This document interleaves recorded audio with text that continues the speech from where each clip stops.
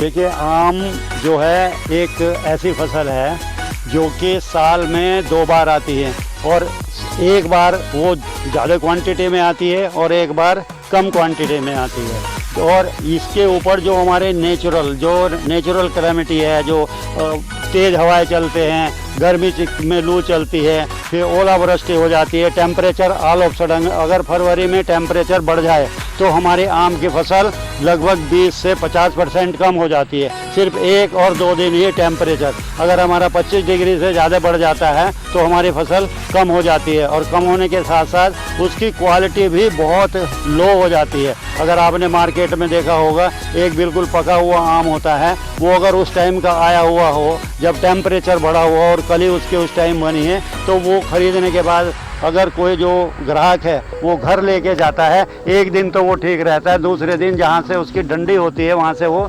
गलना शुरू हो जाता है। ये उसी कारण होता है। तो आमदनी, क्योंकि ये इस तरह है कि जो लोगों ने परंपरागत की हुई है उन्हें तो कम आमदनी है, लेकिन जो आजकल मैंने भी यहाँ चौसा और वो लगाया है जो लगभग 3 साल में आ जाएगा, जिसमें मुझे ऐसा बताया गया है और मैंने देखा भी है कई बागों में कि वो एक उससे कम 30 से 40 क्विंटल आम निकलेगा। उसकी आमदनी तो एक बहुत अच्छी आमदनी होगी जो कि परंपरागत खेती के हिसाब से बहुत ज़्यादा हो जाएगी, और आदमी को काफ़ी लाभ ही लाभ रहेगा। क्योंकि आम के साथ आम जो है ऐसा है, आम गुठलियों के दाम, कच्चे आम से जो गिर जाता है उससे अमचूर बनाते हैं, अचार बनाते हैं। आजकल कई कंपनियां हैं जो आके खेत से ही कच्चे आम जो गिर जाते हैं उन्हें ले जाते हैं, और कई कंपनी जो यहाँ की फेमस कंपनी है भारत के, वो अचार बनाते हैं और पके हुए आम का तो आमरस बनाते हैं, उसे खाते भी हैं। और आपने तो ऐड में देखा हुआ है कि हम जो उसका जो जूस पीते हैं, कटरीना कैफ एक ही ऐड का 1 करोड़ ले लेती है, तो कम से कम किसान को लाख तो मिलेंगे ही।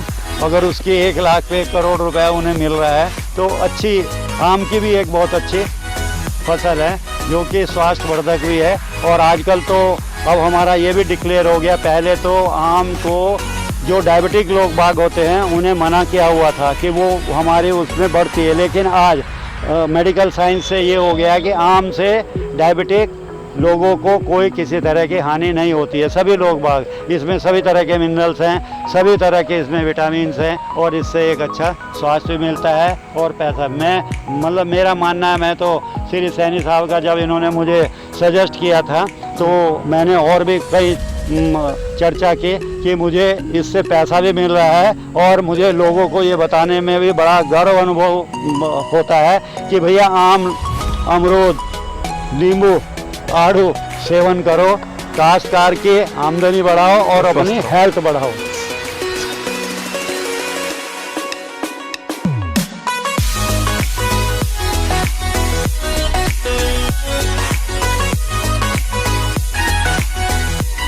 ये सब लंगड़ा है। लंगड़ा आम जो हमारा जो पकने में आता है ये जुलाई में पकता है, तो जुलाई अगस्त से 2 महीने जो है बराबर चलता है। दूसरे इसमें रेशा बहुत होता है, तो रेशा जो मतलब फाइबर बहुत ज़्यादा होता है, उससे हमें खाने में हमारा पेट ठीक रहता है। मतलब दशहरी में रस ज़्यादा होता है और लगड़े में फाइबर ज़्यादा होता है। तो मुख्य रूप से देखा जाए कि अचार के लिए कौन सा आम पर्याप्त? देखिए, अचार के लिए तो वैसे तो देसी अचारिया बोलते हैं, लेकिन आपको अगर खट्टा अचार डालना है तो मैं आपको दिखाऊंगा। हमारे पास अचार के लिए भी वैरायटी है, जिसे हम कचमहुआ भी बोलते हैं और देसी आम भी बोलते हैं। पर जो हमारा दशहरी है, जो लंगड़ा है, जो चौसा है, ये खाने के काम ही आता है। पर मेरा आपसे एक सवाल रहेगा छोटा सा, कि क्या आम की भी कुछ ऐसी वैरायटी है जो सदाबहार फल है? कंटिन्यू जो आपका पूरे साल वैरायटी आती है, ऐसी वैरायटी होती है, पर वो कमर्शियल पर्पज़ की नहीं होती है। वो एक्चुअली अपने घर में, अपने गार्डन में लगाने के लिए सफिशेंट है। जो कमर्शियल पर्पज़ जो बाग को अपनी आमदनी स्रोत के हिसाब से लगाना है, तो इस तरह की वैरायटी चौसा, लंगड़ा या आपका दशहरी वगैरह यही लगाते हैं। आजकल हम बाजार में देखते हैं कि पूरे साल में आम मिल जाता है जी। तो वो कैसे? वो दरअसल क्लाइमेट के अकॉर्डिंग ऐसा नहीं है कि वो कंटिन्यू आने वाला आम है। वो ऐसा है कि आज इस समय हमारे इधर आम आ रहा है, दूसरी साइड में यानी दूसरी कंट्री में दूसरे मौसम में आम आ रहा है, वो ट्रांसपोर्टेशन का है। आम तो ऐसा है वहाँ से बाहर से सप्लाई है, इसलिए हम देखते हैं कि वो कंटिन्यू हमें मिलता रहता है। हमारा इस कंपनी को बनाने का सैनी साहब का हमारा मुख्य उद्देश्य है किसानों की आय में किस तरीके से हम उनकी प्रगति कर पाएँ, किस तरीके से उनकी आय को अधिक से अधिक बढ़ा पाएँ। इसलिए हमने ये पूरा बागवानी का मॉडल डिज़ाइन किया है। हम इसमें पिछले कई वर्षों से कार्य कर रहे हैं और हमने जितने भी बाग लगाए, बागवानी लगाए, KP सिंह साहब भी यहाँ पर मौजूद हैं, सभी को बहुत अधिक लाभ होने की इसमें उनके प्रमाण मिले हैं और उन्होंने खुद कहा है कि हाँ इसमें लाभ की है बहुत ही खेती। और हमारे किसान की जो सबसे बड़ी समस्या किसान भाइयों के साथ इस समय वर्तमान समय में है, घटती जोत के कारण उनकी इनकम घट रही है। जब आय के स्रोत खेती ही हो और खेती पर निर्भर व्यक्ति की जोत घटे तो उसे कुछ न कुछ परंपरागत खेती के अलावा उसे कुछ सोचना पड़ेगा कि वो अपनी आय को कैसे बढ़ा सकता है।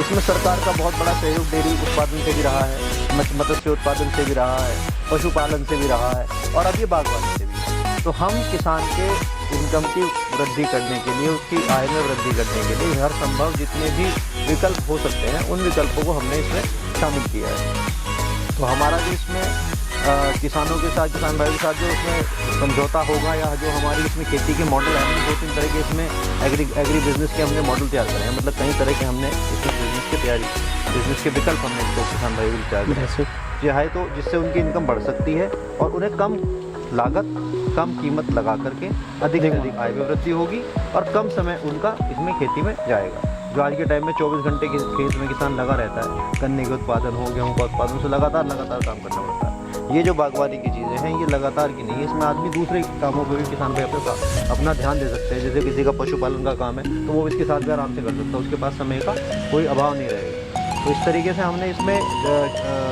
2-3 तरीके के हमने विकल्प इसमें तैयार करे हैं। एक तो यह है कि किसान अपनी ज़मीन पे कोई भी बागवानी लगवाना चाहता है तो हमसे अगर संपर्क करेगा हम उसको पौधे जो भी जिस तरह का फ्रूट उसको चाहिए उसकी सारी गणना, उसकी सारी कैलकुलेशन और उसकी सारी उसको एक पूरी जानकारी देने के बाद उसको पौधे हम सेल कर देंगे। उसको पौधे सेल कर देंगे, उसके आगे की जिम्मेदारी अपने पौधों की रखेंगे।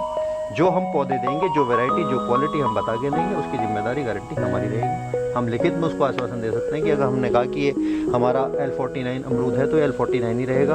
अगर हमने कहा कि F1 कागजी बारहमासी है, आपको नींबू मिलेगा तो FD कागजी बारहमासी ही मिलेगा। के मॉडल्स की हम बात कर रहे थे तो उसमें ये भी आता है कि जैसे परंपरागत खेती के साथ साथ अब हम सघन बागवानी और इंटरक्रॉप इन सब चीज़ों को लेकर के हमारे प्रयास हम बढ़ा रहे हैं। जैसा हम देख रहे हैं कि अब लास्ट 20-30 साल पहले बाग अगर लगाया तो 8-10 साल बाद उसको फसल आनी थी, लेकिन आज हम दूसरे साल फसल दे रहे हैं। हमारा प्रयास ये भी कि किसान को 2 साल से पहले भी पैसा मिल जाए।